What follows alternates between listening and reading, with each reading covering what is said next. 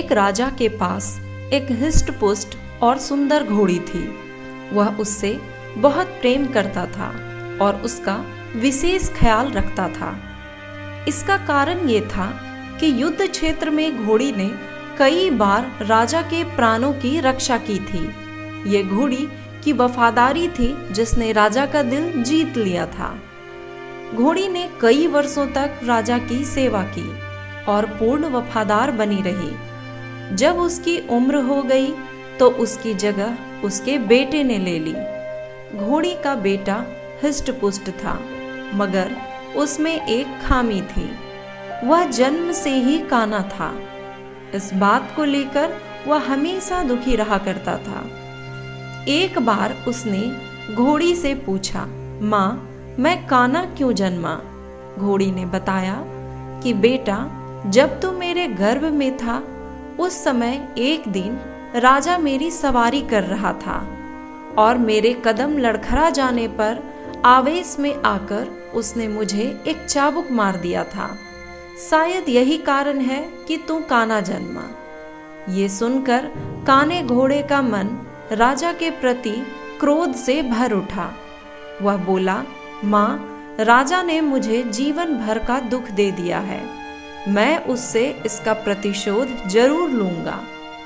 घोड़ी ने समझाया, नहीं बेटा, राजा हमारा पालक है। उसके प्रति प्रतिशोध की भावना अपने हृदय में मत ला। क्षणिक आवेश में उसे क्रोध आ गया और वह स्वयं पर नियंत्रण नहीं रख पाया।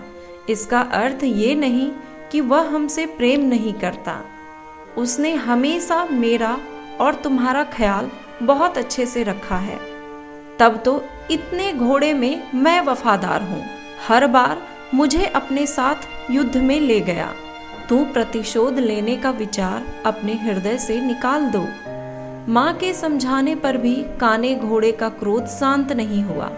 वह राजा से प्रतिशोध लेने का अवसर अब ढूंढने लगा। बहुत जल्द उसे यह अवसर मिल भी गया। राजा युद्ध के मैदान में काने घोड़े पर सवार था। उसके और उसके पड़ोसी राज्य के राजा के बीच घमासान युद्ध छिड़ा हुआ था। तलवारबाजी करते करते अचानक राजा घोड़े से नीचे गिर पड़ा। मौत उसके करीब थी। काना घोड़ा उसे वहीं उसी हाल में छोड़कर भाग सकता था, लेकिन उसने ऐसा नहीं किया।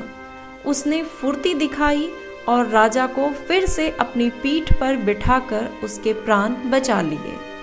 वह चकित था कि उसने ऐसा क्यों किया। जिस व्यक्ति ने उसे काना बनाया, उसने उसके प्रति वफादारी क्यों दिखाई? क्यों उससे प्रतिशोध नहीं लिया? ये प्रश्न उसने घोड़ी से पूछा तो वह मुस्कुराते हुए बोली, तू आखिर बेटा किसका है? मेरा ना। मेरी छत्र छाया में तू पला बढ़ा है। जो संस्कार मैंने तुझे दिए हैं वे तेरी रग रग में रच बस गए हैं। उन संस्कारों के विपरीत तू जा ही नहीं सकता। वफादारी तो तेरे खून में है बेटा। तू वफादार ही रहेगा। तब से काना घोड़ा ने कभी भी राजा से प्रतिशोध लेने का नहीं सोचा और वह भी अपने माँ की तरह राजा की सेवा में लगा रहा।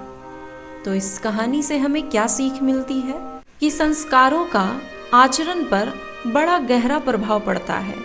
जिन संस्कारों के साए में बच्चे का पालन पोषण होता है वे उसके अवचेतन में गहरे तक समाहित हो जाते हैं। ऐसे में अपने संस्कारों के विपरीत वह जा ही नहीं सकते।